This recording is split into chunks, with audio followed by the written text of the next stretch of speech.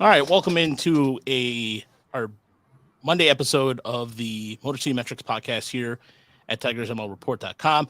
I'm Rohil Castillo. Alongside me is Uper and John. Chris Brown will be joining us shortly, and we're simulcasting on both our channels tonight. So we're on. There's Chris. We're on Tiger Mining Report, and of course on the Motor City Metrics side of things. So John set that up. John playing the role of producer this evening is was cranking out some articles today, and between that and the day job, got a little ahead of me. But a lot to get to today. The Tigers were pretty busy on an off day as they signed 3 pitchers. We'll get to that. They also made an announcement that Austin Meadows is going to hit the 60-day IL, and to make room for that, to make room for one of the signings, which we'll get to in a second. But continuous thoughts on Austin Meadows. And I saw some comments on Twitter that was just kind of like, all right, we have to cut bait with this guy. Cutting bait with somebody who has mental issues is the last thing you want to do. So I don't understand the logic behind that. So there's no logic to it. I mean, A, they have to stick with him just because he's their guy, and B, there's no urgency to cut him loose. I mean, they're going to pay him no matter what, and they must still believe in his talent, and they want to support the individual. So cutting him loose, I mean, it's amazing. The ugly side of Twitter comes out quick. If you scroll through some of the comments, some of the things said about him, brutal. And I know those are probably people with like 8 followers and who are trying to get a reaction, but it does get ugly rather quickly. The one thing I wanted to address real quick, though, on that, I still keep seeing people keep saying, well, Tampa must have known. Okay? I don't believe that. I don't believe it was a damaged goods kind of thing. I know people say that a lot. Austin Meadows would have no need to cover that up. If Detroit wanted to ask him straight out, did Tampa know you were having some issues before this trade? Why would he say yes or no to that? I mean, he wouldn't deny it. So the idea that Tampa was pulling a fast one on Al Avila, I just don't think that holds a lot of water. Yeah. Well, go ahead, Chris. So you know, I am in the position where I think Austin Meadows needs to get as much help as he can. Mm-hmm. And I think that's the most important thing. I also think the Tigers will cut bait with him at the end of the season. I don't think that they're not going to cut him now. Like you said, there's no point. But he'll be in his final year of arbitration. He'll probably be getting $6-7 million. I mean, they could always work out a deal behind the scenes, you know, and that may be the most likely thing that happens, where they give him, you know, incentive-laden contract of some sort. But I you know, just from a pure sports and business standpoint, you can't keep a guy around if you can't believe that he's going to be there. And it has nothing to do with not supporting him or not caring about him. You're just not going to pay a guy that much money if you don't think he's going to play. And at this point, you know, I don't expect to see him play this year.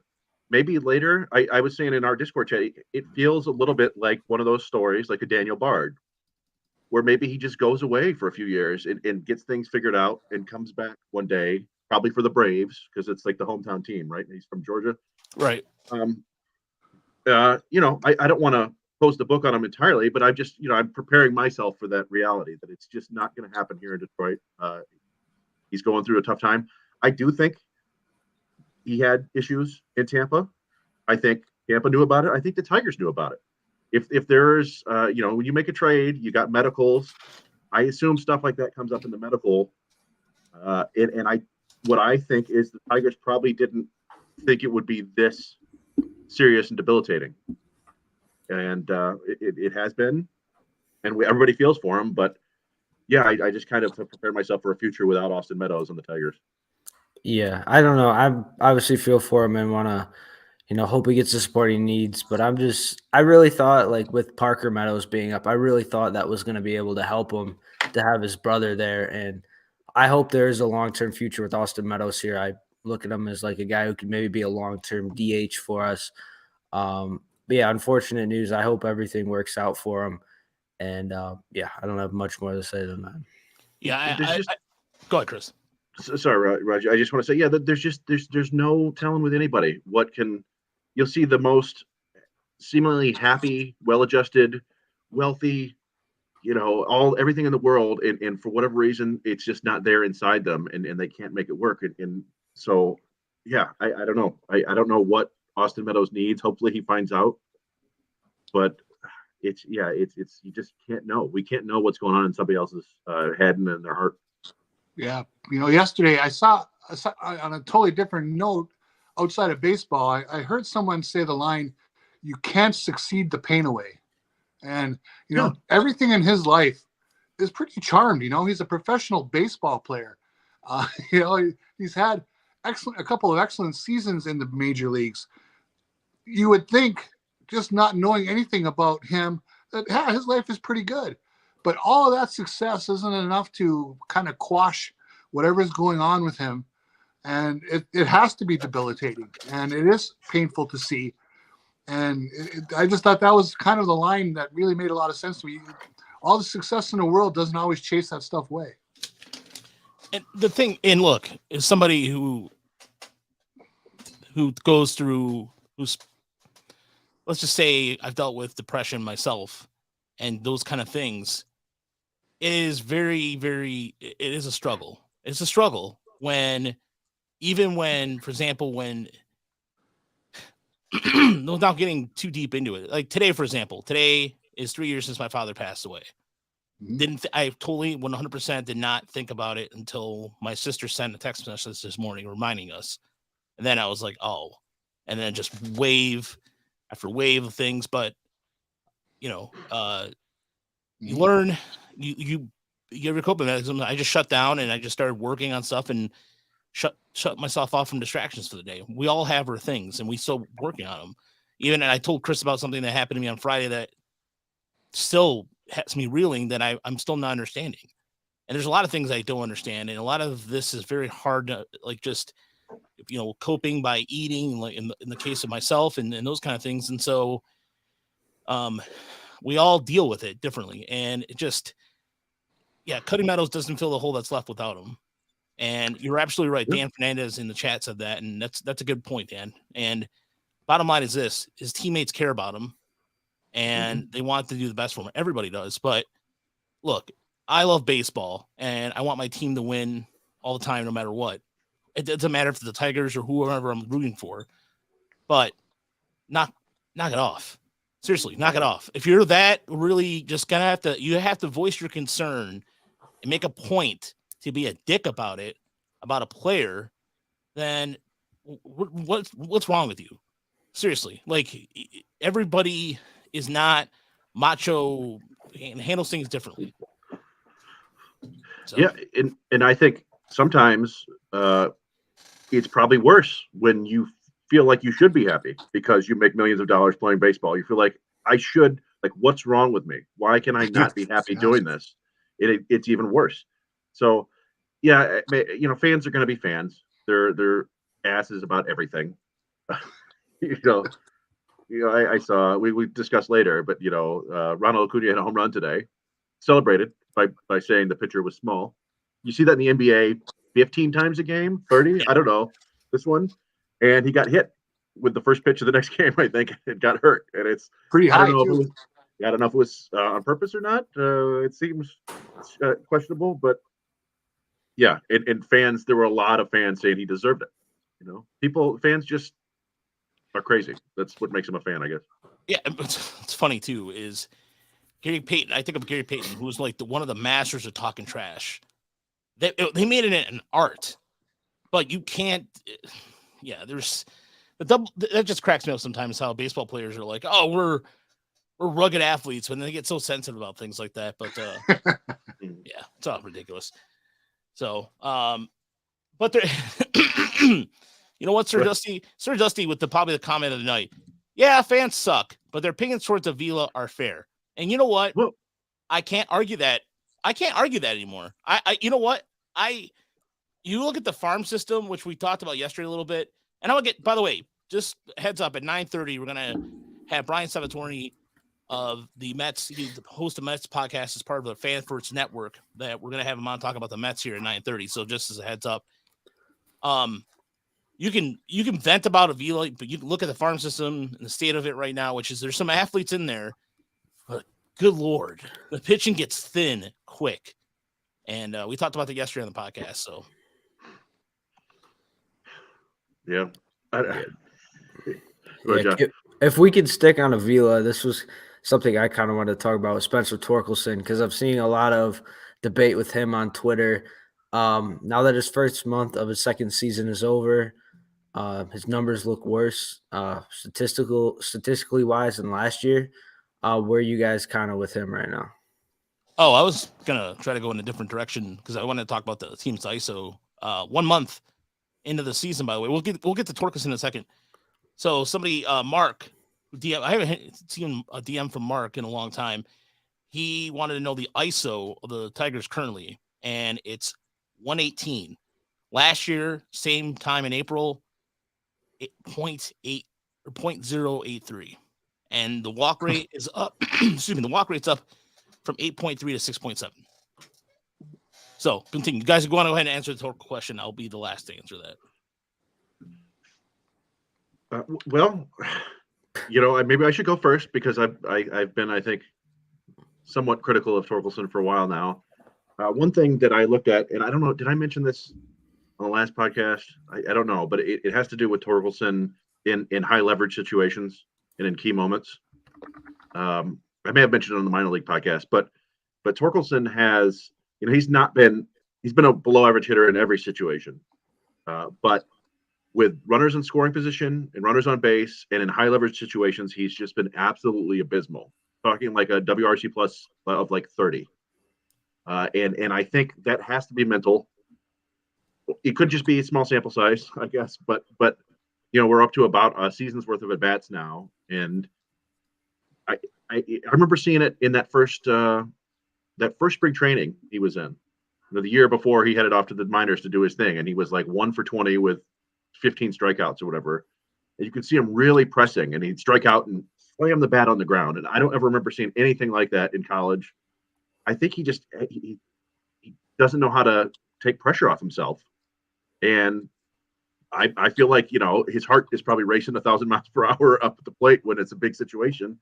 And he's making bad decisions. He's swinging, he's popping up, he's striking out. And I don't know. I mean, these guys have sports psychologists and stuff. I want somebody to just teach him to not care. I think that's a big problem with Torkelson right now. But yeah, I mean, the results obviously aren't there, right? This is supposed to be the cornerstone bat, and it's been a year, and he's not producing at anywhere close to a major league average level. So it's a bummer. Yeah, where I'm troubled is even on some of the hard contact he makes, they're not deep drives. He's lining out to center, lining out to left field. When he does, the prodigious power just not translating right now. He's got the 2 home runs. He hasn't really threatened for that many more. The hitter I saw here in Des Moines, and the one that I watched a ton of video in his draft year, had power to all fields and was hitting balls that were not fence scrapers by any stretch. He's not making that contact with the fast. It gets talked about ad nauseum, but it's true. I mean, a lot of relatively mediocre fastballs are getting by him, and I don't know what the solution is, but they need to unlock that somehow. Yeah, and there's the biggest thing that I've noticed about Torkelson too, especially putting him in the cleanup situation, is the fact that they don't, even with like the isolated power numbers being improved, if you will, the biggest thing that the Tigers are still not getting any production no matter who they put at cleanup. I mean, they're still not getting that kind of. Javier Baez still doesn't have a home run. I mean, he's still, he's striking out less, which is great. He's walking more. That's fantastic. So I think the fact the Tigers are sitting at what the record is right now with not a lot of power, I think I'm not trying to be too optimistic, but all things considering, it could be a lot worse. Honestly, you could go like Chicago. I mean, look at the White Sox situation. Ugh. I mean, Luis Robert basically on Saturday, did not run out of ball, and they benched him because of lack of effort. But in reality, he did say he was having issues with his hamstring, but he only told his teammates. He even knew who his bench coach was. He didn't know who Montoya was. That was his bench coach. It makes matters even worse. Then today, Jerry Reinsdorf was out in a conference, and it was out, I believe, in LA for the Milken Institute Global Conference on a panel called Game Changers, the New Sports of Business. But some of the quotes he pulled out of there are so fascinating. And one quote, I'm not going to read the whole thing, but I'll put the link on our Twitter, or the link to in our YouTube channel. You can check it out yourself. But the one quote I wanted to pull from this, only because I just want to make fun of the White Sox, and I put that in my numbers for April for an article I did for Call of the Pen, is quote, here it is. Yeah. Sports is a business of failure, but the fact that you finished second or third or fourth doesn't mean you had a bad year. I think it's important to fans is while they want you to win championships, they want you to know that when they get down to the last month of the season, you still have a shot. You are still playing meaningful games. If you could do that consistently, you'll make your fans happy. If you think you know more than your GM or your head coach, then you got the wrong GM. Sometimes you have to bite your tongue and have faith. But you can't make decisions for your baseball people. You got to let them make the decisions. So, yeah. And then this is what the line right here cracks me up. In 1981, we're getting paid $6,000 per game for White Sox games. Now rights are about $700,000 per game. We're getting away with murder with the cable bundle. It just even with like this, some of the stuff he says in there is just like, just giving the finger to the fans. Like I just basically say, look, whatever you guys thought of me, that's true.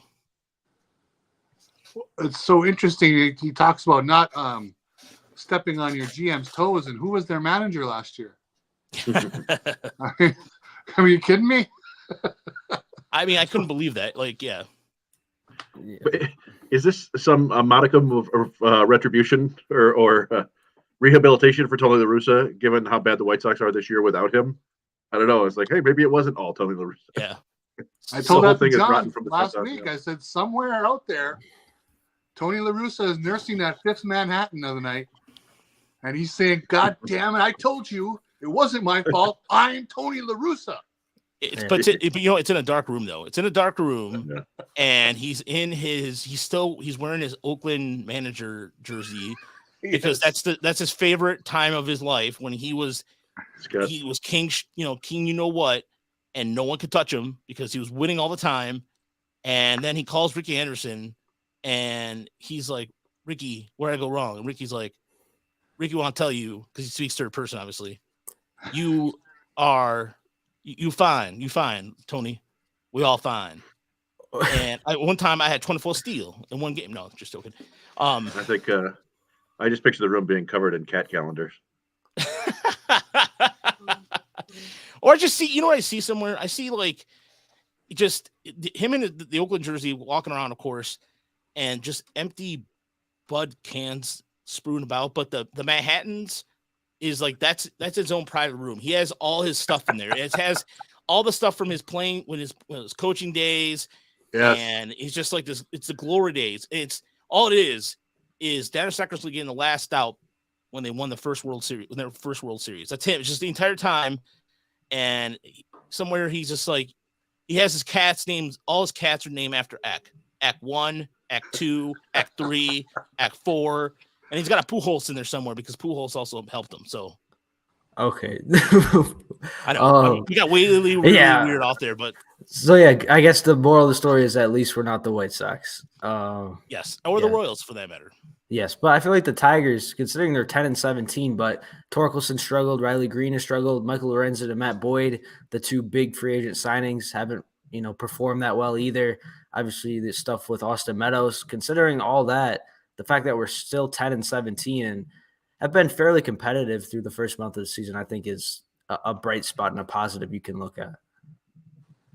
Yeah, I mean, you can look at Eduardo Rodriguez's performance out there. He's been very good pitching wise.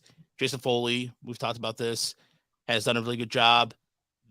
Zach McKinstry has told everybody don't judge a book by its cover, essentially, and has proven a lot of people wrong. And he's done really well in the leadoff spot. Akil Badu is holding water, so everybody shut up about sending him down already, because that's another thing that's been annoying me. Why are you? Well, send Parker Meadows up instead of Parker. And they're and Dan mentions in the chat. Dan Fernandez mentions, and they're playing good teams. They're 10-17 holding water against April was a brutal. I mean, you look at Baltimore, they're only second behind Tampa. I mean, look at Tampa. I mean, Tampa outscored Detroit and they outscored the White Sox in Detroit somewhere in the neighborhood of like 37-5 or something. Just no. It was no, even worse than that. It was something ridiculous. Like I think it was 40-5. It was just something outrageous out there. And if this league, and really, I think it's problematic. VG said in there in the chat, and it's true. If it was just a league average offense, this will be a completely different team. And I think so too. I think if they had a little more power, I think they'd be fine.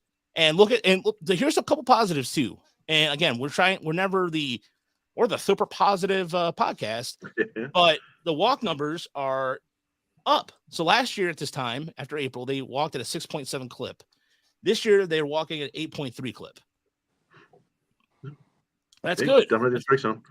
Yeah, and the strike zone, the domination of the strike zone. So how many times they struck out? And they struck out 24% of the time last year. So they struck out 24% in the month of April. Okay, so that's what within league average, you think, or I can't remember what the league average is right now. League average is probably more like 22, 23. I mean, it's probably not far off. I think the worst teams are usually around 26, and the best are like 19. Just off the top of my head. But so they're striking out a 24% clip this year. So last year, if we're looking at the month of April, how bad did they strike out based off of what we know about Spencer Torkelson and what have you? They struck out in April of last year. Well, that does not seem right. It's not updating for me. No, here it is. Okay, sorry. The computer's running slow. They actually struck out at they actually walked at a higher clip last year. They walked at a 9% clip last year than they did this year. Yeah. So right now, the San Francisco Giants have the highest strikeout rate at 27.5%, and the Washington Nationals have the lowest at 18.3%. So doesn't always tell you the whole story there, does it? I don't know. I'm kind of reminded of that clip of the Italian cook, the Italian chef that you see sometimes on Instagram or YouTube. He says, "Well, if my grandmother had wheels, she would have been a bike." Like, hey, if this offense was good, we wouldn't be so bad. Well, we said that last year. We're like, just as soon as this offense picks it up, and it never happened. I have a little more faith in the guys that they've put together this year. And I do take, like you mentioned, Zach McKinstry. Like, I take that as a somewhat positive sign. It's a very small move, but Scott Harris and his brain trust thought they saw something there, and he's been one of the more consistent players. And that's what the Tigers need, is guys who could consistently perform. They don't have to be superstars. They just need some guys who can consistently do things. And most of the lineup can't do that, unfortunately. Yeah, I think another guy that has been not as talked about as much as Matt Vierling. I think he's been pretty solid. He had a big 3-hit game against Baltimore. He's just been really, really solid. One of the more consistent hitters for the Tigers. OPS, I think, is above 700, which, considering this team, is one of the best on the team. And I think he's obviously going to get more play now that Meadows is going to be gone for probably the majority of the season. So I think he's been a really good pickup too. And that's the other thing too with Nick Maton and Matt Vierling. They're both so young still. They're both just 26 years old. I'm not saying they're have a lot more room to grow, but they're still young. They still haven't really hit the primes of their careers yet, and they're going to be here for a long time to come. So I like the Scott Harris moves. Obviously McKinstry we talked about, but even Maton's been really inconsistent. Did have a double against Baltimore, but him and Vierling I think have been two bright spots, even though Maton has struggled with his strikeouts a little bit. I'm not trying to rain on anybody's parade or pee in somebody's cereal, if you will, about Matt Vierling. And his outfield jump, his defense he's in the 95% in terms of outfield defense. He's done a great job, and I'm not disputing that whatsoever. He's making better hard hit contact than he did, or he's especially just a little bit under, but the strikeouts you'd like to see. But he has to work on he can crush fastballs all day long, but the steady stream of breaking balls and off speed, he's got to do better with before in order for him to become a regular everyday player. I think Vierling is somewhat reminiscent of Parker Meadows to me. In terms of a very tooled up guy who isn't necessarily the most instinctual on the base paths, right? He's already been thrown out like 4 times, I think. Yeah. But he's got plenty of speed, he's got raw power, and he's got an arm and all that good stuff. And so I think that gives him a pretty high floor, if you will. Like it's a 4th outfielder floor. In on a championship level team, he could help you out.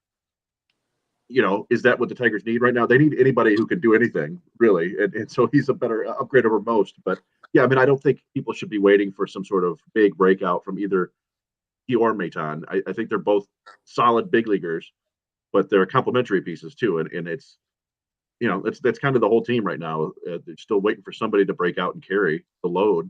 And it's just tough because you've got nobody can quite do it yet. Maybe it's because it's too cold. Yeah, I mean, for the team that's batting 223, I mean, they have the leagues. I believe they have the outside of, you know, what's funny is the Dodgers, by the way, the Los Angeles Dodgers, ladies and gentlemen, have the 2nd worst batting average in the league, but they have their WAR. They have a WAR of 4.2. So batting average, you can throw out the window with them, but well, Max Muncy has 11 home runs and bats is hitting for power and playing shortstop and second base. And Outman. James Outman looks like a front runner for Rookie of the Year in the National League, which is kind of wild. And they got 11% walk rate too. That helps. I mean, I told the story in our DMs. I don't know if I told it on air. Did I? About James Outman? We saw James Outman in Midland a couple years ago when we went up to watch the Whitecaps play the Loons. And there was we met some nice people around us. Kindly old gentleman was talking about his favorite player on the team, and it was Outman. And I was looking at him like, okay, you're like a 7th rounder from Sacramento State or whatever, 23, playing against a bunch of youngsters. I was like, yeah, I told the guy, I'm like, yeah, you never know. He might make the big leagues one day, not believing it 1%. I'm like, this guy is going to be out of baseball in a year. And here he is, you know, looking awesome in the big leagues. So it's just a real reminder that I don't know anything. Well, right now it's a 1 month heater too, so we'll see. See what month 2 brings for him. Yeah, the league does have a tendency to catch up with people. Is it gonna be a Chris Shelton situation or not? You know what I mean? So yeah. But more often than not, it is. But you know, like you said, he's walking, he's hitting for power, he's playing solid outfield. Like, you know, could it be a Matt Joyce situation? Matt Joyce came up and had a heater too, and then kind of carried that into being a pretty outstanding platoon player for the rest of his career. Like 12, 14 years, something like that. Yeah. I don't know how we made it this far without talking about Zach Short, who is a really fun story over the weekend. I know Uper, that's your guy. I was having fun with him, hoping he'd make the opening day roster just because it was going to piss off so many people if he did. Mark the roster. But, you know, he wasn't really hitting down in Toledo, and they brought him up anyway. But it just shows you what the sport is. I mean, you just need one day where things go your way. He obviously was seeing the ball really well in the first game of that doubleheader the other day, and he got stuff done, and it earned him a little bit more playing time. It won't last. We know who he is. We've seen him before. It's unlikely he's taken any major steps forward, but it's a fun story. I root for those kind of guys just to keep hanging on and doing good things when they get their opportunity. And I will continue to do that until they actually have a team that can compete. That old man saw a kid's hot girlfriend and knew he had confidence. That's a Moneyball reference. That's right. Yeah, that's what I was laughing at him like, well played. Yeah, but selling jeans here, boys. What did you guys make of Tyler Nevin getting sent down too? Because I saw his 3-run home run, and it was an absolute blast. And then didn't he get sent down right after he hit that? Wasn't that his last at bat? Yeah, too little, too late. Unfortunately for him, it's unfortunate. You need more than one highlight every 10 days, probably. Yeah, and I think with Carpenter going down, I think they viewed Short as probably a better outfield defender if like an emergency situation. Because Nevin, I think, has played some corner outfield, but Short is a better athlete by far. You know, he can play the middle infield, so he walks more. And Nevin, I felt a little bit bad for him because it seemed like Like every time he gets to the big leagues, it's he hits like a buck, $110, and it's like, oh, that sucks. But maybe that's just who his true talent is, and you got to produce at some point. You got to produce. So that's for everybody on the team. That stands for everybody on the team. And speaking of who's been producing, and he's also a writer, and he also does a lot of things. And I'm trying to find ways to make this a smoother segue. We're joined now by Brian, who is first and foremost the leader of the co-leader, co-owner, co-runner. Brian, I'm sorry for lack of adjectives here. Sure. Of the Fan First Network, which we're proud of being. And I was waiting to do a formal announcement with you on here, and we'll do something on Twitter on that. But welcome aboard, Brian. He knows all things Mets, and of course, he has this. I was going to say awesome green screen there of Citi Field there, and also has the Weezer shirt. So you're the first person I've seen with a Weezer shirt that's not Weezer green, the Weezer Green Album shirt. I always see the people with that album for some strange reason. So this is actually related to Citi Field. I was supposed to go 2 summers ago. There was a Weezer and Green Day concert at Citi Field, and friends had bought me a ticket. It wound up being my wife's birthday, and she said, "I'm not spending my birthday at a Weezer concert," which I totally understand. So friends of mine bought me the shirt at that concert as a oh, sorry, you couldn't make the show. So yes, that is the reason for the Weezer shirt. But it is a pleasure to be here, gentlemen. Thank you for having me. And the Mets come into town starting tomorrow as the Max Scherzer, Justin Verlander reunion special kicks off on Wednesday. I believe it's Verlander first, or Max first, and then Verlander on Thursday, I believe it is. And so, correct for the Mets, yes. And for the Mets right now, we just saw Syracuse, and the reason why I mentioned them is because you have Mark Ventos, you have just a plethora of infield prospects are doing very well, but with all the things considering what's going on in baseball and the Mets talk about what has really, in terms of just how the Mets are playing and how being 16-13 in a very, I think the NL East is to me, one of the toughest divisions out there. Without their aces in there, how do you think the Mets have been able to overcome? What players have helped them stay over 500? The short answer is the bullpen has been really solid, even without Edwin Diaz. It's kind of unimaginable that the Mets bullpen has been this good when their closer, the best closer in baseball, arguably last year, is out for the whole season. But they did a lot of work on a fair amount of relievers that I feel like previous ownership would not have even considered. They brought in legitimately 3 setup guys in Adam Ottavino, David Robertson, and Brooks Raley. And so closer goes down and you have 3 setup guys, it's easy enough to find ways for those guys to get innings and to get meaningful innings play. And you're not throwing out there somebody who is not ready for that position. Both Robertson and Ottavino have closed in the past, and so it's been very effective. They also, just the last couple of years, they've been really very good at signing these guys who are probably, I think the old-fashioned term is a quad A player, right? A guy who's maybe not quite major league talent, but not quite minor league talent. People like Tommy Hunter, who's a veteran, who's had, ups and downs. There's a couple of younger players, similar situations, and they've just stockpiled these arms. And because of that, even though their starters are averaging, I think it's 5 1/3 innings this season, so they're not going deep into games, they haven't blown out the bullpen because just this plethora of arms that are doing about as good as I think we could have hoped going into the season. And so the bullpen is what's kept them in the game. There was a point in the last 10 days where one of their starters, one of the 5, was the projected starter for the start of the season. They lost Verlander to injury early on. Scherzer was suspended. Jose Quintana is out until July. Carlos Carrasco is also on the IL right now. So the Mets are basically 6 through 9 pitchers on their chart. And the fact that they're still in second place, still winning record through that is relatively incredible. Of course, the last 10 days or so, a lot of the offense has sputtered.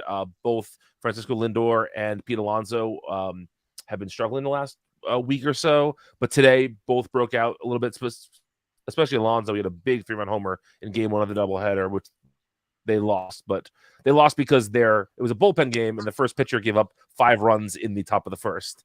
Or rather, I guess they went 1 inning plus, so top of the first and a little bit of the top of the second. But but overall, the team has been consistent. The team's been avoiding a big losing streak. I mean, they've lost. They've now had 3 different stretches where they lost at least 3 games. But we've all been fans of bad teams. I'm talking to Tigers fans here, so I know you guys understand. You understand my plight as a Mets fan. There are definitely those teams that have lost, 8, 9, 10 in a row. So to keep the losing streaks to a minimum, to keep the game going, even when the starter's not going deep, it's been really encouraging so far as a Mets fan. I think once these starters come back, we have the potential to be a pretty dangerous team in the East. I think so too. Oh, do you want to say something? I'm sorry. Well, I just wanted to throw in a question about Francisco Alvarez. Brought up the first maybe week to 10 days. Showalter gave him kind of sporadic playing time. Now he's played a little bit more. I see he's got hits in 5 of his last 6. He had 2 hits today. What are you seeing from him? How do you think he's going to work with the veteran pitchers like Scherzer and Verlander? That's the big question. I think one of the reasons Perez has looked better over his last handful of games is he's been catching guys he caught in AAA. And so there is a familiarity in that battery there, right? You feel like maybe he isn't so worried about every part of the game because he's more comfortable with those guys throwing to him. So that's going to be tricky when the veterans come back. But what I've been seeing from Alvarez, I mean, look, his raw power is off the charts. His hit tool is pretty developed for it when he was playing in AA, and he didn't play much in AAA really. Last year played at AAA a little bit and struggled, but he's young. He's 21 years old, so he's a young player. I think once he gets more reps under his belt, he's going to be a relatively, not relatively, he's going to be a very effective offensive piece for the Mets. And the knock on him for years has been he's not really a catcher. And I have to be honest, I'm not a scout, but I haven't seen that. I have seen him looking far better behind the dish than people were giving him credit for a year or 2 ago. He's still overmatched by big league pitching. He had a couple of hits today, which is very nice to see. He drove in the that made the Mets win their nightcap tonight. In the doubleheader they played, and he's a work in progress. But again, he's 21 years old. It was very frustrating to see Showalter. So go ahead. No, I think you're going right where I was going to ask. When do you think Showalter is the kind of manager who will give a rookie the reins this year at some point? I think he will. I think the front office is going to put the pressure to Showalter a little bit to do that. But I think that just seeing how he's played more the last 10 days or so, and if his bat starts heating up, there's no way they can keep him out. Tomas Nido, who is the Mets' other catcher, one of the best defensive catchers in baseball the last couple of seasons by almost every metric, but the dude couldn't hit his weight if you gave him $1 million for every hit he collected. He's not an offensive baseball player. And he can do things that I could never do. I'm not judging the man. But when we're talking about the bottom of the Mets lineup, if it's Francisco Alvarez, who has legit home run power, or Tomas Nido, who's batting, I think, 111 as of today, I know who I'm going with. So you're saying he can't hit water when he falls out of a boat? Exactly. Yes. Okay.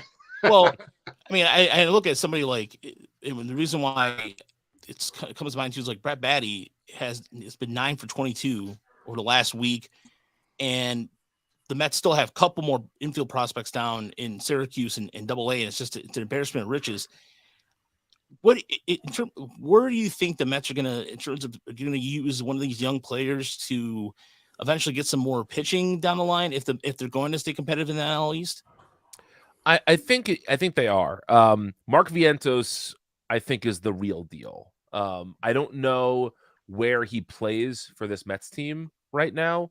There was talk of trying to get him some outfield reps, but I mean, let's look at the reality. Pete Alonso, one of the best power hitting first basemen in baseball. He's not playing first base for the Mets. Brett Beatty came up and is hitting the cover off the ball. He's not playing third base for the Mets.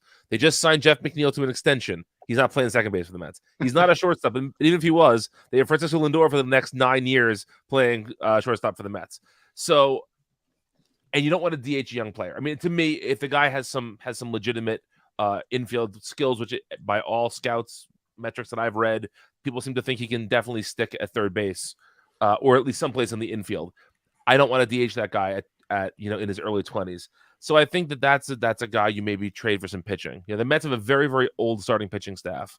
Verlander is 40, Scherzer is 39, Carrasco is in his mid 30s. Kodai Senga is the youngest member of the team, and I think he's 34 of their proposed starting five. Now they have some younger players right now in there, but that is not down the road things might get rough. And I've been praising the bullpen. At a certain point, the bullpen's going to falter, and so maybe you can trade a Vientos for an arm later this season, or maybe you hold on to him if things look good. Maybe hold on to him and you try to make a blockbuster move in the offseason. But I don't think that. I mean, to me, there's a reason that Beatty was called up first, and Beatty's swing is just really, really sweet from the left-hand side. He had a bullet of a home run in the first game today, and just one of the Mets. Is that they have the great Keith Hernandez in the broadcast booth, and Keith Hernandez knows a thing or two about a good left-handed swing, and Keith Hernandez loves Beatty's swing. So I'm always excited when Keith is excited about a player. Yeah. There was definitely that idea that I think I wrote that. I think I wrote this. When did I write that, Chris? About getting either Beatty or a trade idea. I can't remember off the top of my head when I wrote that idea. It was I think you wrote that early. It was early in Woodward, I think, when you were working with Woodward. I don't remember exactly when that was. Yeah, and that's right, because when the site switched over, lost upon. Yeah, go ahead. I'm sorry. One thing I wanted to, Brian, you mentioned trading, a possible trade. So we did get one question from a regular contributor named Deadly Ninja Bees, who was asking if the Mets need a left-handed starting pitcher, and the heavy implication there was the Tigers have Eduardo Rodriguez probably on an expiring contract, and would the Mets be interested? I don't know if they're. I mean, look, I feel like if you had asked me 5 years ago, I would have had a really good sense for what teams valued at the trade deadline, for what a player was worth.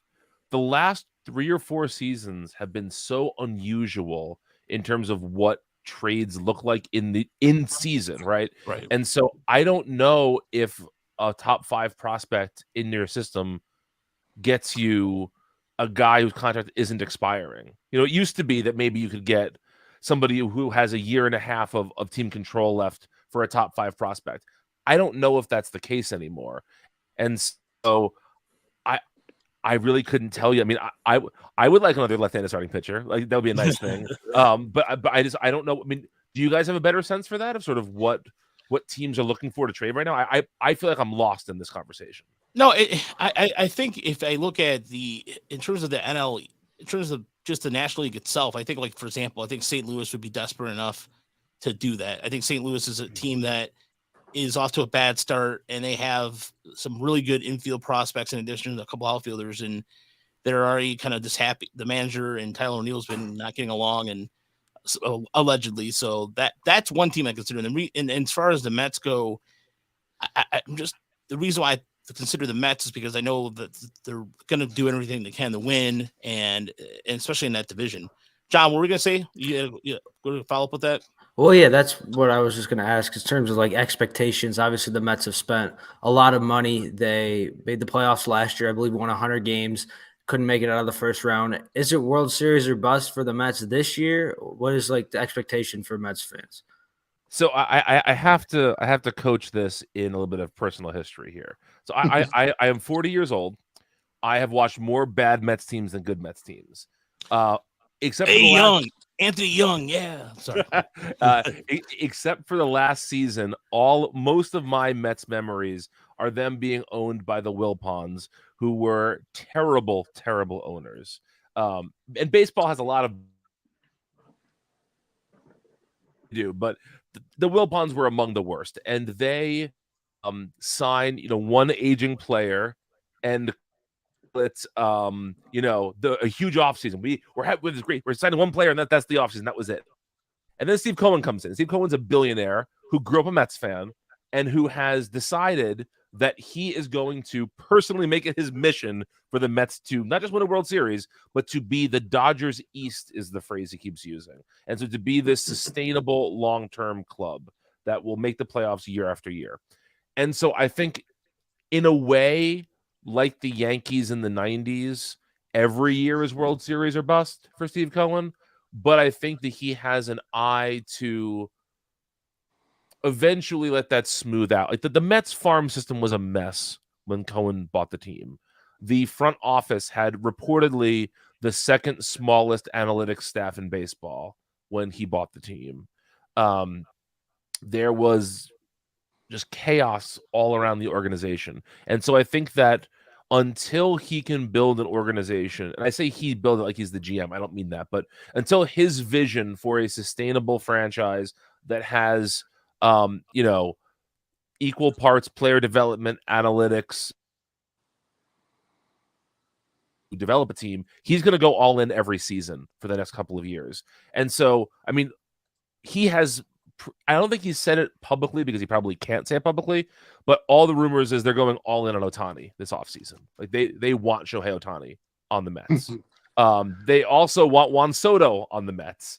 And you probably can't get both, but you don't have too many billionaires who are willing to spend the way Cohen's going to spend, right? So I think that what the Mets need to do in terms of their World Series ambitions is I think that they are still very much in this, we have to buy older players who are proven successes right now. Wow. And I think that's going to be the thing for the next year or two. But hopefully, I mean, they have a young core tied up now. Hopefully that young core becomes the frontline players, a year or two from now. So basically you're saying Steve Cohen is a billionaire who's not afraid to act like a billionaire.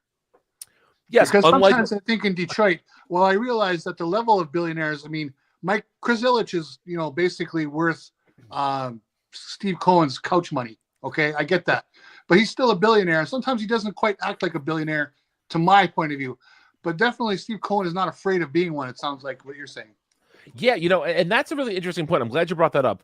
I live in New Jersey. I grew up outside of New York City. And so George Steinbrenner was the enemy during the 90s. All looked at him as an outlier, this bully with all this money who was willing to buy championships. And people really looked down on that. And I was one of those guys. I mean, I was vehemently anti-Steinbrenner when I was younger. But looking at baseball now, when you see the amount of money that every team has, when you see the revenue sharing that makes bad teams bring in tens of millions of dollars a year and that money not make its way to the field, it's very frustrating as a fan to see that. And so there have been a lot of articles written about how Steve Cohen is the problem in baseball. But I think I've seen more articles saying that Steve Cohen is the answer in baseball, that if you're going to have a billionaire owner, this is what you want a billionaire owner to do. I mean, look, it didn't work out. But they also, don't forget, almost had a superstar third baseman join this team in Carlos Correa. He was willing to go so far over the luxury threshold in the name of winning, and I don't see how as a fan you can really get down on that.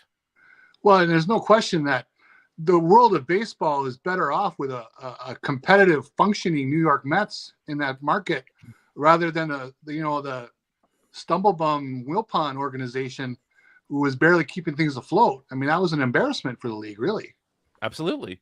And not only that, the Mets never lost money. That's the thing that no one wants to talk about, is that these owners are crying poverty. When was the last time a major league franchise actually went in the red?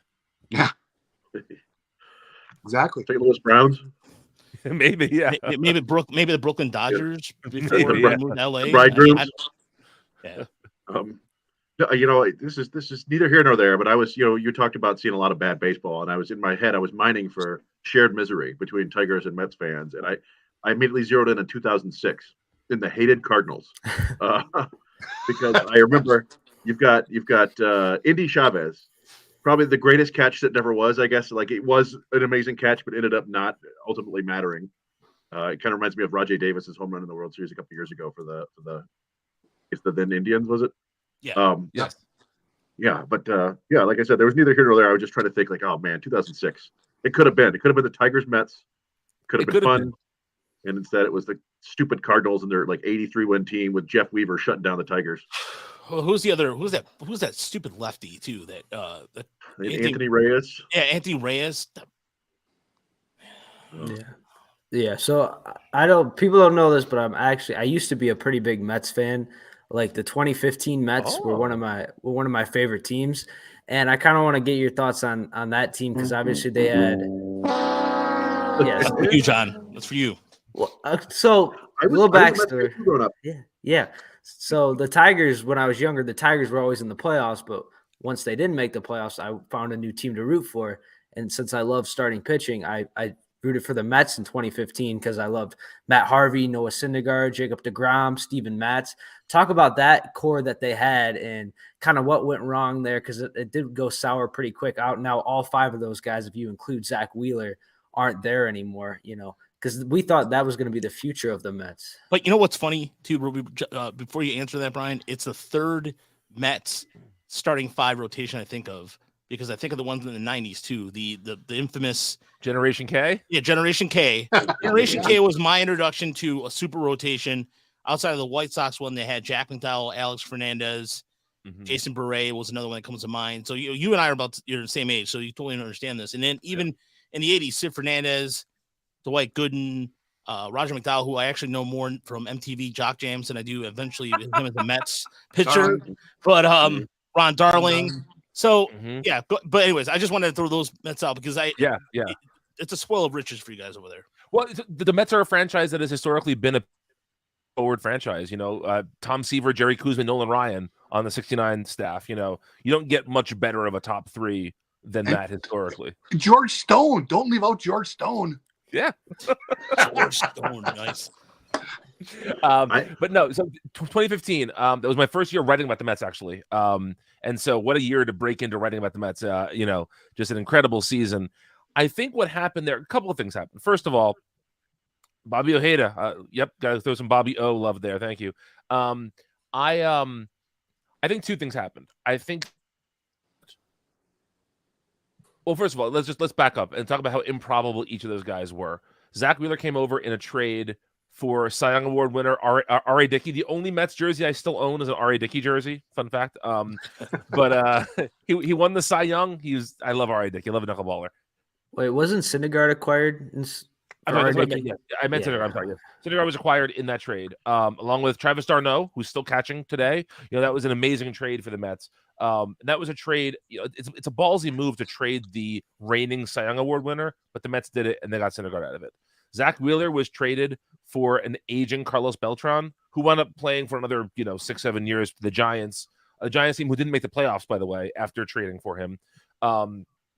Jacob deGrom was a nothing prospect. I mean, literally, the people who I know who write about Mets prospects thought deGrom was a 3 at best, like a number 3 starter at best. And deGrom was arguably the best pitcher for a half decade in baseball. And then Harvey was sort of the one that was always supposed to be the superstar. And I still write for Amazing Avenue, which is the SB Nation New York Mets site. We have a series called The Dark Knight Rises this year, where we are going back and looking at every Matt start from 2013, because that was the magical Matt Harvey year. And Harvey was Doc Gooden for a younger generation. He was Tom Seaver for a younger generation. He was going to be the guy. And he, like a couple other pitchers, had problems and had thoracic outlet surgery. And no one's ever the same after that. If you have that surgery, your shoulder's shot forever, essentially. And so that took Harvey off the table. Syndergaard is still pitching. He's not dominant anymore, but he's still making his living pitching. Jacob deGrom was deGrom's benefit and his curse is that he was an older rookie. He was a shortstop in college. He's a converted shortstop, so his arm did not have the mileage on it that a lot of other arms did, but he also didn't have the bounce back of a 23-year-old when he would get hurt. And so, unfortunately, it was time and injuries, like so many other teams, that broke up that rotation. But I will say, the other part of it is that again under the wonderful Wilpon,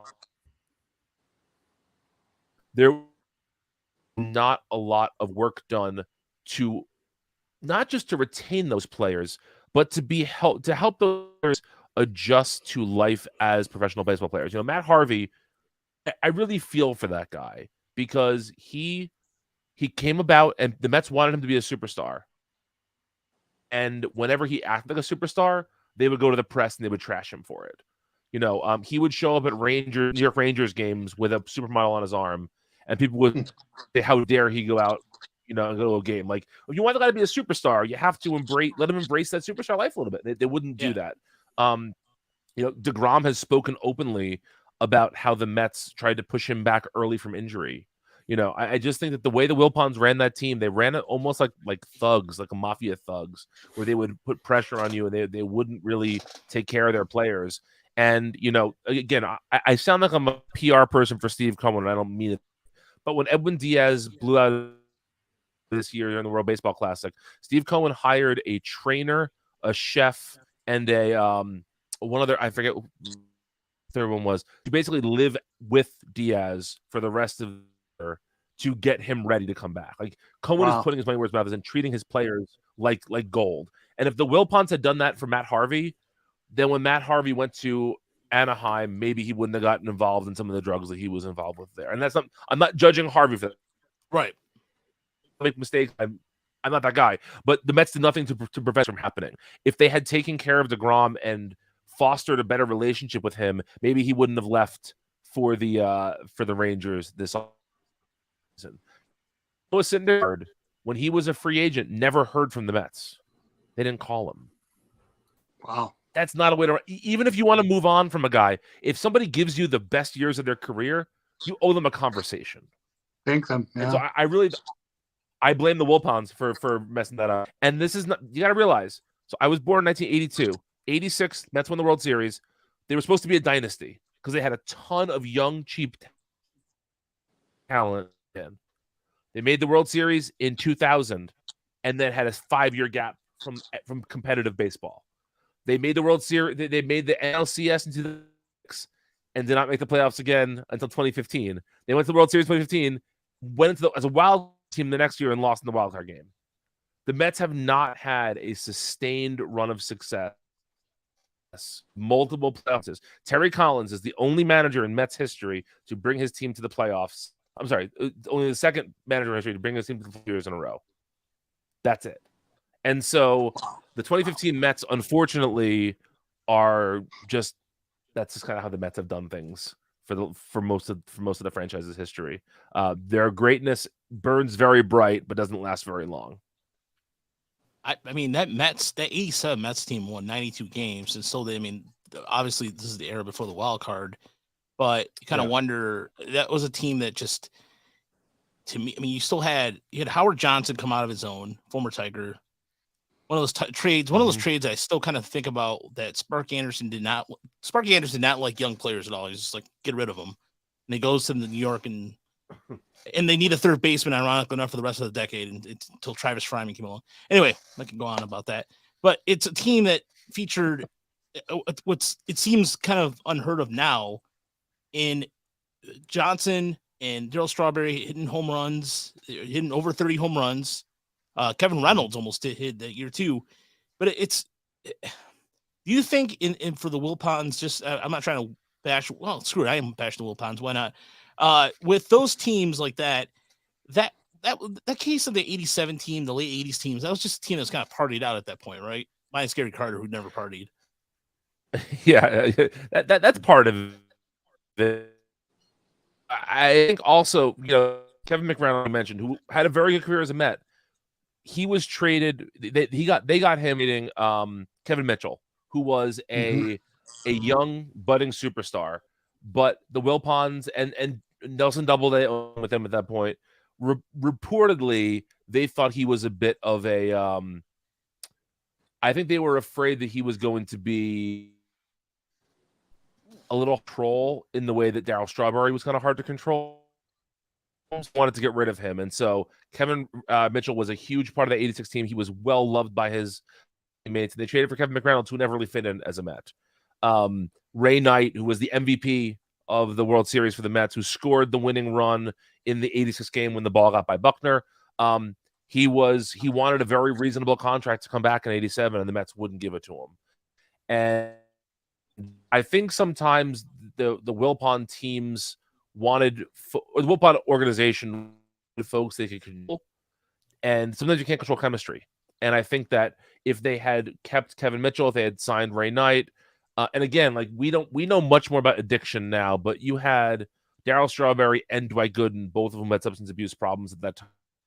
And those were not handled with the grace that you'd hope to be handled with today. Although,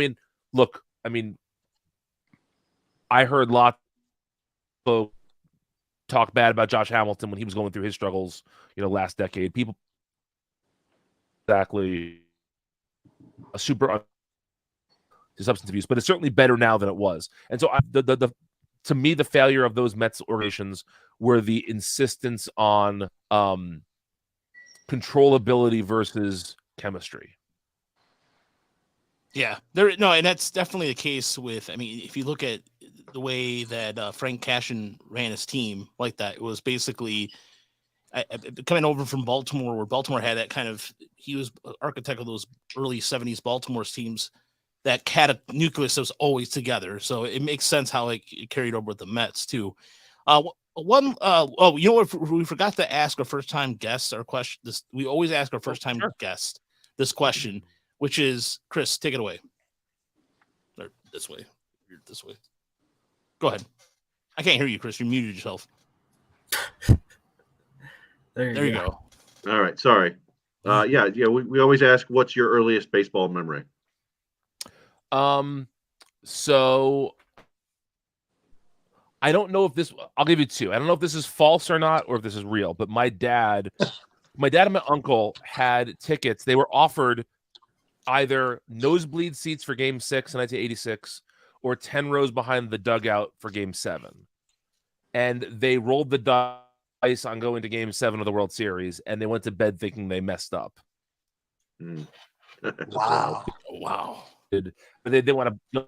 And so my dad was 10 rows behind home plate for Game 7 of the World Series. So I don't know if I know my mom and I watched it on TV while he was there, but I was 4. I don't know if that memory is real, if I've invented that. My first real memory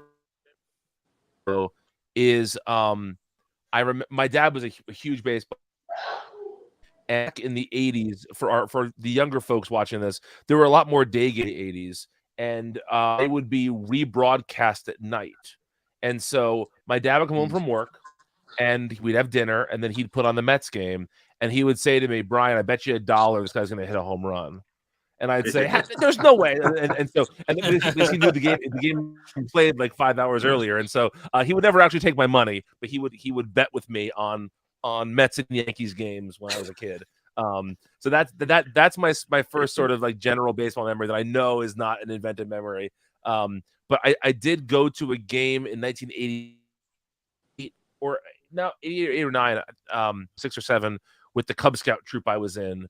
And that was the first time I realized how fast a fastball was. We were sitting in the upper deck, and we were sitting kind of right behind home plate. And when you're a kid, you're watching on TV, a fastball looks fast, but not whatever. But watching it in person, I remember being blown away by people hit that? Like, be able to hit that? Like, I couldn't believe it. So that's, those are some early. That's awesome, man. Especially with your dad. Your dad was the original Biff Tannen. Exactly. Yeah. It's funny. You talked about this. I grew up.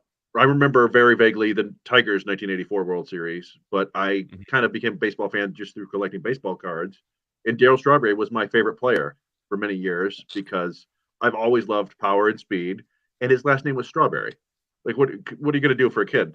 And so I was a Mets fan for like the first, 3, like from the age like 8 to 10, and then Strawberry went to LA, so I became a Dodgers fan briefly, and that did not end well at all. And that kind of taught me not to, have favorite players anymore. Yeah, somebody mentioned Lenny So Dykstra. Interestingly, I'm sorry. Go ahead, Brian. Go ahead. No, I was just gonna make a random any Dykstra reference. I just heard him on a podcast. I could barely understand him, so that's all I was gonna say. Yeah. Now, what I was gonna say is, for people who are younger than I am, and I guess than we are collectively here, the Yankees are the team of New York, and the Yankees kind of become the team of like America at a certain point. After 9/11, they were in the World Series. Everyone knew the Yankees, but for folks of my age, when we were little kids, the Mets were the New York team. And, Doc Gooden was a phenomenon. You look at, you want to be impressed one day. Look up Doc Gooden 1985. Look up the stats from that year. Yeah. It will blow your mind. It will blow your mind how good he was that year. And then on top of that, you have Strawberry. You have Gary Carter and Keith Hernandez. Like, these guys, they had a team. They had an all-star team in one place. And they had swagger and they were fun, and New York loved them. And so I meet so many people who are around my age who said, I was the biggest Mets fan when I was 5 years old. Like, that's a very common thing that I've heard, because that era was just so much fun. I always think of his minor league stats too, because in A ball at Lynchburg, 191 innings, 300 strikeouts. I mean, as a prospect guy ourselves, looking at that for a moment, first and foremost, the highest pitcher the Tigers had last year, I think, was Reese Olson, threw 150 innings, or I think it was something like that effect. You don't see that anymore. I mean, if to go out there and throw 191 innings in a minor leagues, just throw them out there every 5 days or every 4 days. And I mean, they used to probably have 4-day or 4-man rotations at that point. That, to me, the fact his arm was still like rubber when he came up, because then probably in the first year in 84, at 19 years old, throwing 218 innings. Unheard of. Yeah. It's baseball has changed. Although I think we're going to see the last pitcher to ever throw 250 innings in a season this week. I believe Verlander was the last one to do it. And we're going to see him Thursday? Yeah. He may be the last 300-game winner too. Yeah, I mean, he's going to. I think that's his remaining goal, right? He just wants to do that. I mean, I'm sure he wants to win more, but knowing him, Tigers fans have been wanting him back for about 10 years now. We're sure, 8 years since he left. Yeah, and, I don't know. I don't know if it's ever going to happen, unfortunately. We're still hanging on. Yeah. Well, let me ask you guys a question, okay? So, the Central is an interesting division this year. I think that the Twins way to put are it. probably. It seems to me like the Twins are probably playing better than they actually are at the moment. And I think the Guardians have a lot of talent there. But to me, the Tigers have I don't know. There are certain teams that just seem to me like they have I don't want to call it alchemy, because that's putting too much like mysticism on it. I don't mean to do that. It just seems like they have a combination of players that, if everything works out for them, I see them as a pretty interesting team this year, and a team that could definitely do some damage. Is that an outsider's optimistic view, or do you feel like this team has the talent to do something special this year? That is definitely an outsider's view from yeah. I will say this. I mean, for the record right now, I expect especially the way the first week and a half went, it was doom and gloom. Tiger fans were jumping off bridges and what have you on Twitter. But there is a certain no quit with this team that did not see last year. Last year, this team, when they got behind, it was a foregone conclusion. But with even with the guys like Zach McKinstry, who, again, looking at his numbers, you weren't expecting to get what they got. There's certain mysticism, if you will. I think you're trying to say, and I think there's kind of like I don't know. Like, I don't know. I think next year they'll be better. This year, I still think, offensively speaking, if they bats warm up, I think they're going to warm up a little bit more here in the month of May when it gets a little warmer, because Lord knows out here in Michigan, it's been 71 degrees and then 46 a week later. So I'm sure they're over it. So on that regard. Well, here's why I think that. Okay, I really think there is something to old guy magic, and I think like with Miggy at the end of his career, I think that there's something there. I think Baez has way more in the tank than any. I'm a huge Javi Baez fan. I think he's the type of player, if he gets hot, he can carry that team for a while. And I don't know. I don't see the Central being the most competitive division in baseball. I think they can do something there. You know, The big thing is how long their pitching can hold out. They're really, when Casey Mize and Tarek Skubal went down last year and meant they were going to miss basically all of this year. It's going to be a test of the pitching coaches if they can keep this group competitive, and also do they end up trading Eduardo Rodriguez or not? If they don't trade him, I mean he's looking very, very good right now, but he might be looking so good that he becomes marketable. So it just depends if they decide to sell. And then on offense, I'm a broken record on this. Last year they had one of the worst offenses in baseball, and they brought in no significant help this year. They're relying on Spencer Torkelson and Riley Green to take major steps forward, and right now they've done anything but. So they were really relying on two kids. That may still happen, but to this point it hasn't. I think the most optimistic projection we heard from anybody that we talk with is 78 wins. I think Brandon Day said 78 wins maybe. Most of us were between 60 and 70 this year. There's not a lot of faith in this team right now. Even in the division, though? Yeah. Even with this division, they're just, to Youp's point, it was the worst offense in baseball last year, and they've done very little to improve that. And I would love for Miguel Cabrera to have that dead cat bounce Albert Pujols magical final year, but right now it feels more like he's a ghost haunting the Tigers from within the dugout. Like it doesn't feel good to see him in games, and it's unfortunate because he was so fun for so long, but it's like, oh man, this is sad. Yeah, it feels like he's like limping to the finish line at this point. Yeah. Being in the clubhouse, I'll tell you this much: he is a sore man quite often. Yeah. In terms of his legs, Yeah. So there were even arguments. People were upset a couple games back that AJ Hinch didn't pinch hit Miguel Cabrera. And we were trying to say, like, when he gives a guy a game off, he gives a guy a game off. And Miguel Cabrera at 40 probably needs several hours of treatment before every game just to be able to play. And so if he didn't get that treatment, he's not going to come into the game. But people get upset. And yeah, he's basically just on a tour to get a bunch of awards from teams. I don't know. I haven't seen anything that was like super cool yet, but it's reminiscent of the old Mariano Rivera, like broken bat rocking chair thing. Yeah. But I'll say this: you're right. The division itself is very, limited.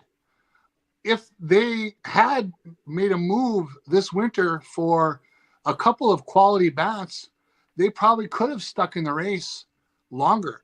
But right now they're 10-17, and frankly, as Parcells used to say in football, you are what your record says you are. They're a 10-17 club. I mean, they're playing like it.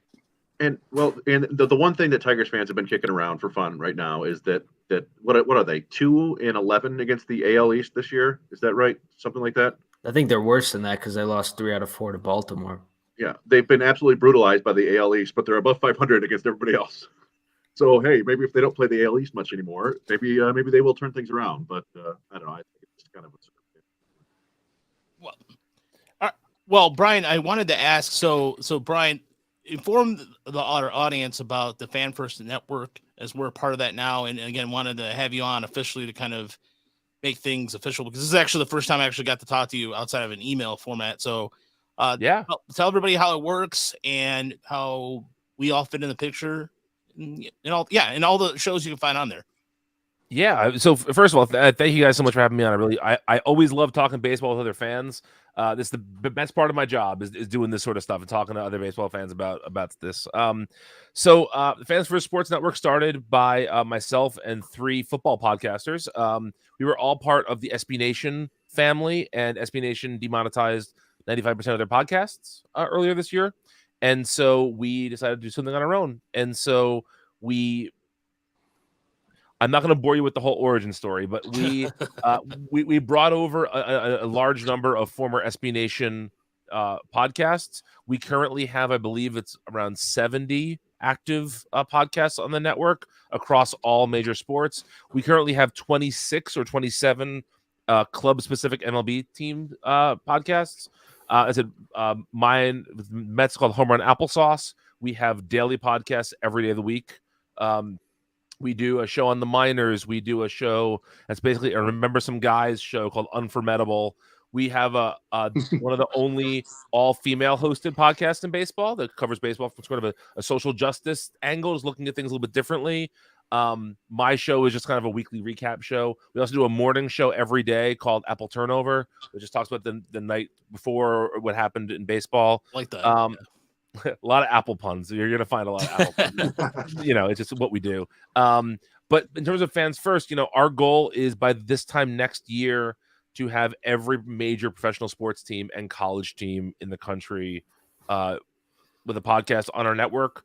We are a completely we are truly a network in that we're having folks guest on each other's shows, but I'm here tonight because this is what we're trying to do. We're trying to build something special. We are we like any other new company, certain things are taking longer than we wanted it to, but that's just the price of doing business, but I love what I'm seeing across the network. I mean, you guys are doing great work. I try to listen to one show every couple of weeks, and just to, from every network, especially on the baseball side. I am the MLB manager, so that is my primary charge. But I love what you guys are doing. I love that you're using StreamYard, which is this great platform that I think we're all getting better at using also. But it's this really cool way to live stream and to do podcasting. All of it's awesome.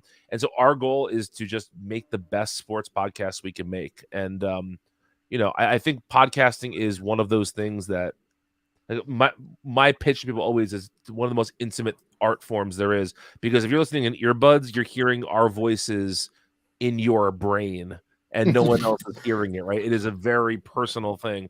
And so when we make these shows that people get connections with, and it's like talking to a friend. It really is. And so we want to make a network of friends who know about their sports teams and who are thoughtful and intelligent in discussing them. And, I know that Detroit sports talk radio probably isn't great, but New York sports talk radio is terrible. So, Wait, hold on a second. Hold on. Uh-oh. I just got some drops for you. Hold on a second. So you're not enamored by this? Dead. This is the garbage you give me. Or this? That to me. Say that to anybody. Say it to somebody. Guess. How? I'm sorry, Chris Russo. I don't get it. I don't get it. I feel like he is the ultimate boomer host. I mean, he's just complaining. Well, back on the day. Yep. Shut up, man. I've told you before that my friend's dad found out about him like a year ago, and he's like, "Hey, I really like that guy's style. This is a 7-year-old." It's like I told you before. Like I think they keep John Smoltz on broadcasts because they're a bunch of old people who are complaining about the game, and he says it like they want to hear it. I have actually said in meetings, we have to be the anti-John Smoltz podcast network. Like we have to have people who like baseball be on our podcast. How about that? Yeah, that's fine by me. Yeah. Yes, I got one more question for you. Sure. Yeah. This hat. Is there a Pistons podcast on the network? I don't think so yet, but if you're interested, just shoot me an email. Oh, There you go. I will Raj be knows my doing stuff, that. So yeah. I'll set that up afterwards. John shamelessly plugging his Pistons podcast on the end of our podcast. So, but yes, so again, we're going to be doing a formal announcement here tomorrow on Twitter, just because, like I said, I wanted to have Brian on and introduce everybody to the Fan First Network. We've had Sarah Sanchez on, who does a cup of blue. And Crystal, Crystal's fantastic she does a lot of stuff with the White Sox. Mm-hmm. So we already have a lot of really good relationships with some of those podcasts already. So this is just a partnership that continues to grow, and it's been a lot of fun. And like I said, yeah, you're right. Things take time, and I wish we would have done this sooner, but that's on my end because life and what have you. And so crazy. Yeah, exactly. But I'm gonna throw this tease out there too for people. My big goal is for us to do a 24-hour live stream at the trade deadline.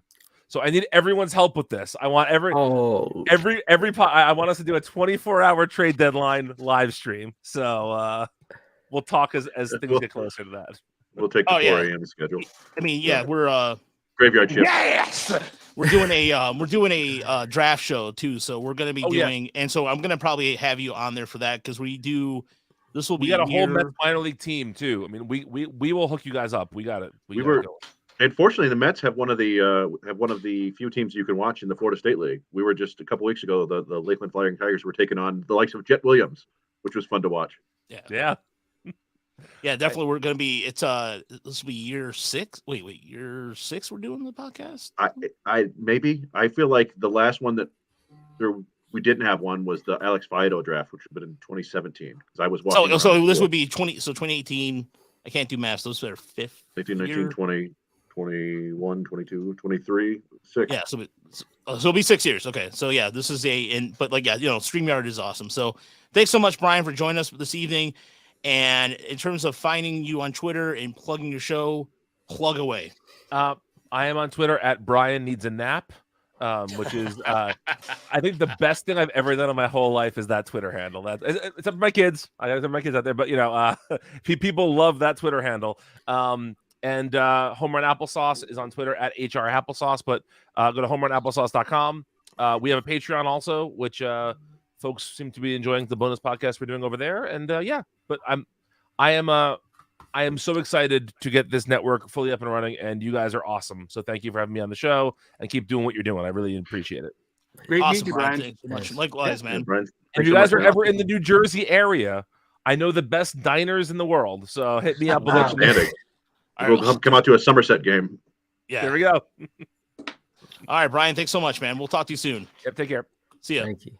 All right. So yeah, Brian is doing some great work over there. They're just it's hard running a network. It really is. It's truly hard to run a network. As somebody did it with SRD and did 19 shows at one point. I mean, Jeez. and with Woodward too. Woodward was brutal. That was a challenge. So at this point, we're gonna be what? Oh, you gonna say Oh, something? no, Oh, I didn't know if you were going to wrap it up here, or we did get one question that I didn't know if we should talk about now or we can talk about on Thursday. It's not what's really. what was Well, the it was my buddy Rob was asking about the Pirates. Oh. I sent that along to you guys. yeah, I remember, yeah. and I felt like it was an interesting discussion point. I didn't want to butt in though if you had something else, but basically he just asked. He said, the Tigers have been bad for 7 years. And most Tigers fans are probably a little disappointed that the team seems to be regressing even from last year, which seems impossible. Another comparable org that seems to have made all the wrong moves over the past 7 years is the Pittsburgh Pirates. Can the Motor City Metrics team please explain, aside from the obvious luck, why a team like the Pirates, which was projected to be as bad as the Tigers, is actually doing really well so far? Can you compare the minor league talent and maybe expose areas that are doing well that the Tigers can be doing better? They also throw a ton of breaking balls as a team. Is that a good model?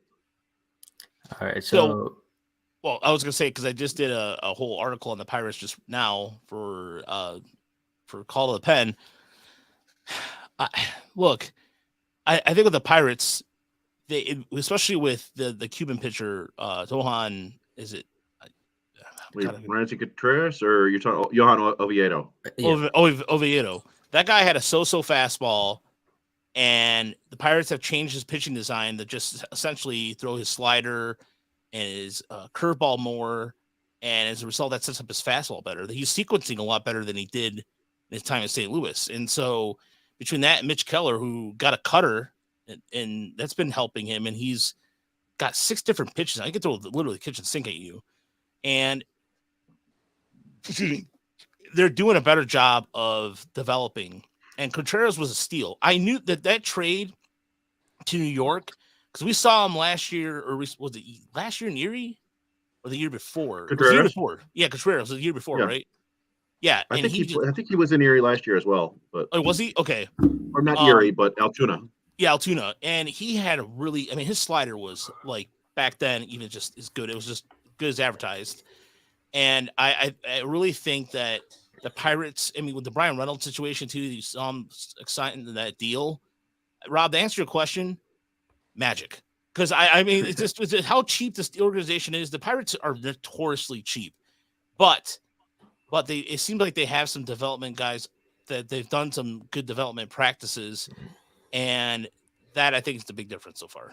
Yeah, my answer would be just baseball, because I mean any team can have a good month of the season, And I look at the Pirates and like they have Andrew McCutchen hitting third.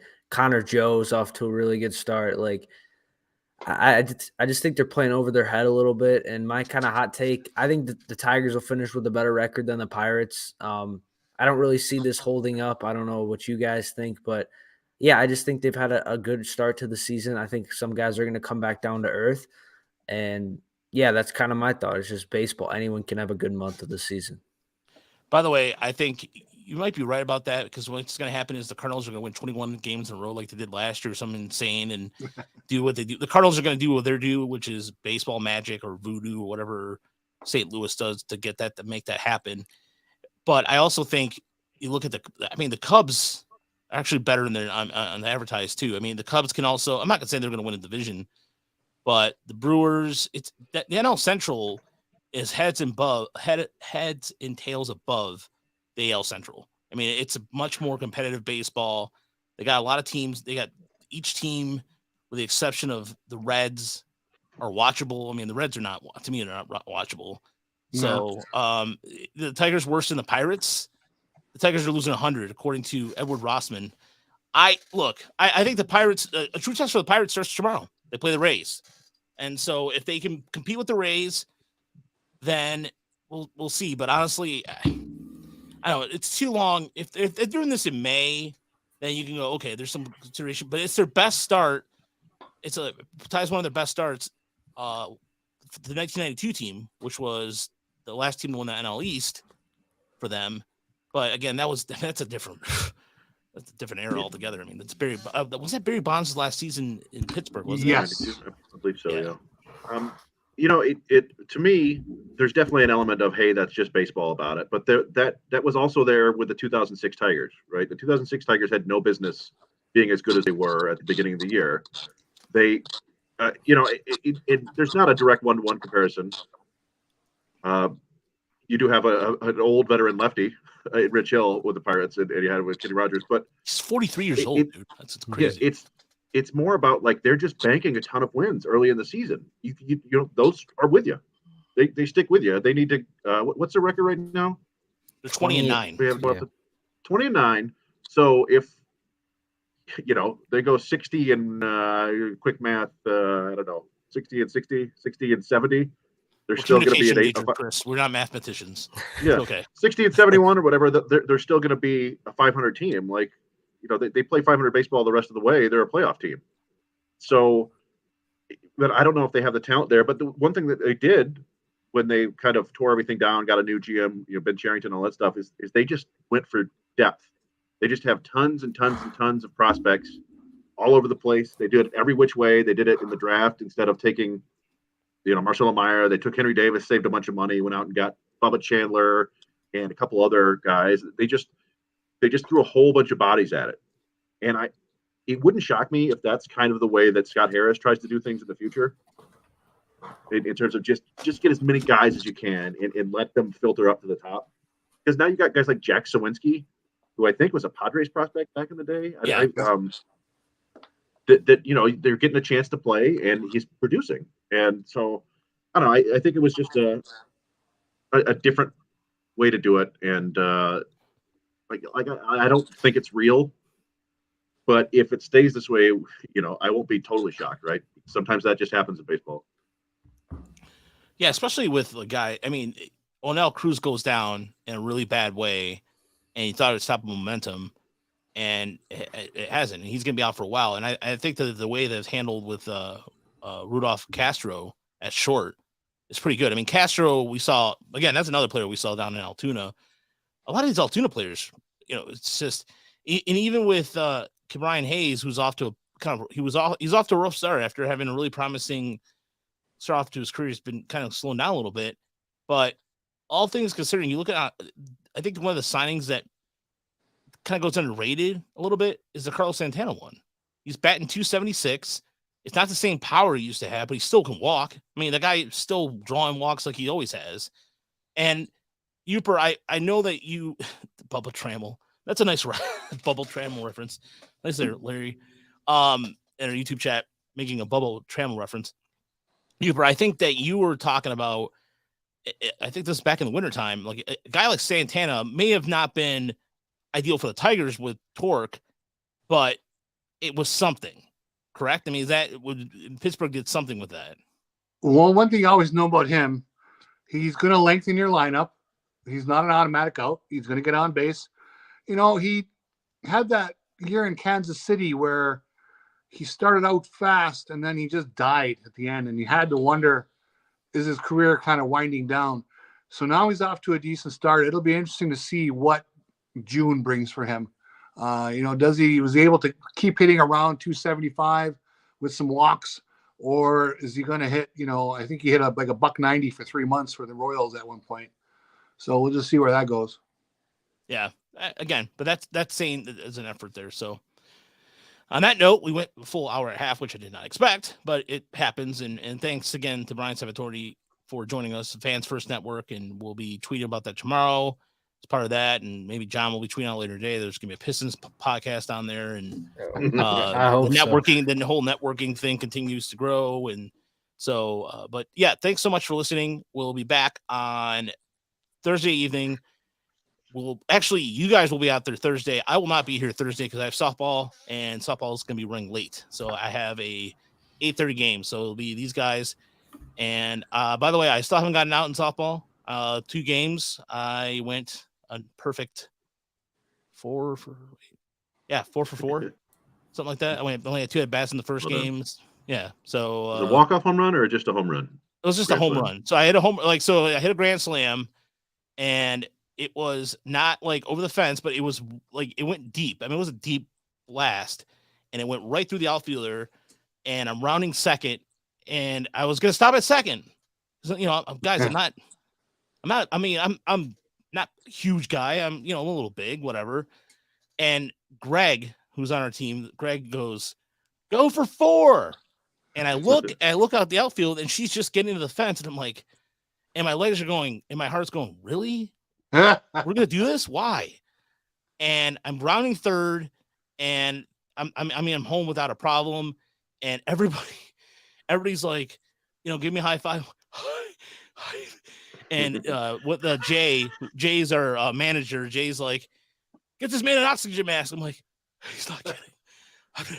And I look at my watch because I have an Apple Watch, and I look at my heart rate, and it's like 171, which is like my target the max my heart rate for my age, and my weight, or no, it's age and whatever is like just short, like 180 or something like that. And I'm just like, ooh, man. I literally was just like, I asked if I could DH the next inning or like sit the bench, because I was just like, usually I would play the field, but don't get me wrong, it felt good, but at the same time, I haven't hit a home run like that since I was freshman year in high school, maybe. Nice.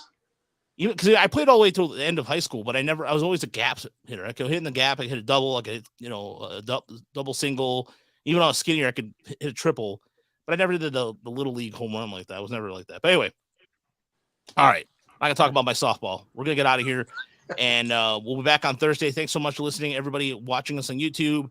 The episode will be dropping that, and the Minor League Report podcast will be dropping on iTunes as well tomorrow. Check it out. All our great content over at TigersMLReport.com. I'm going to be writing a story on Roberto Campos and 3 players I liked in the month of April. Chris, we're going to drop our top 25. The updated top 25 piece is done. It's just a matter of when we want to put it up. Got to get an image, and that's it. So, okay. Well, we should put it up tomorrow, and Take a guess. yeah. And so Who number 1 is? Yeah, take a guess on who number 1 is. Yeah, exactly. So Answer me. Say that to anybody. Say it to somebody. I need to play some more Chris Russo drops. No, I don't. Actually, never mind. That's No, you don't. no. I mean, this is the worst one right here. Dead. This is the garbage you give me. All right. So top 25 will be out tomorrow, and yeah, I'll get an image, Chris. We'll get that going, and yeah, the 3 players I liked in the month of April. All right, end it. Sounds good. We're out of here. Thanks so much. See ya. See ya. See ya.